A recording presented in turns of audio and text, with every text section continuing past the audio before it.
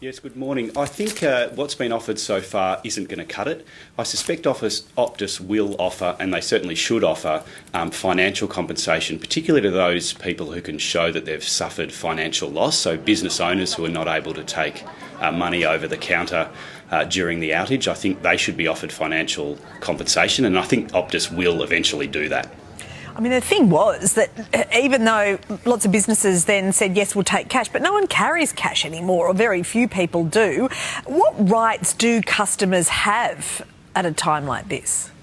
Yes, well, the main right you have, which is not a very helpful right, is to a refund for the service that you haven't received. So in the case of most of the customers, they haven't received a service for 1 day, so they might get a couple of dollars back, which is what they pay for the service. That's not very helpful.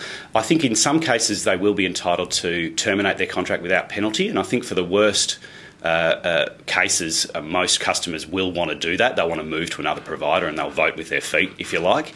And then finally, some customers will be entitled to monetary compensation. So if they were not able to take cash over the counter, or if the customers didn't have cash and weren't able to pay for their services and they've made a financial loss, then I think Optus should be responsible for that loss. Alex, it's kind of the optics, isn't it, of the response from Optus saying, hey, we'll compensate you with data. Is that ignoring the thrust of the key issue here? Because a lot of businesses were seriously affected, and will that be the impetus of the class action? Yes, well, I think offering a blanket solution to everyone is really not appropriate. This affected different people in different ways, and I think Optus have to deal with that. And if it comes to court, if there's a class action on this, and I expect there will be, then the court will need to determine, first of all, what caused the outage, which we still don't know, and was that Optus's fault? So Optus don't actually have to provide an uninterrupted service in all circumstances. If it wasn't Optus's fault that the outage happened, then they won't be liable.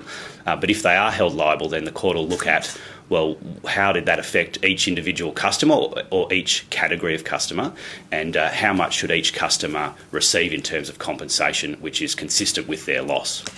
Look, of course, there were other customers that said, look, it was fine, I actually quite enjoyed not being switched on for those hours. But for lots of people, it was a massive deal with a flow-on effect, and they might want to jump in on that class action. How does that work?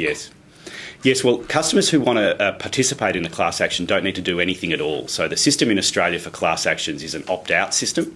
So you don't need to do anything unless you want to be out of the class action, and then you need to notify. So consumers can do nothing and they'll be part of the class action. There's no real downside to being part of the class action.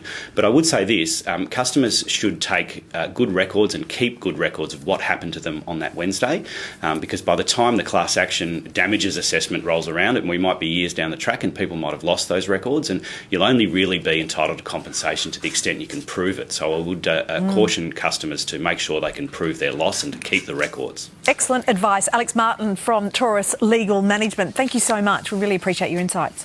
Thank you. I thought for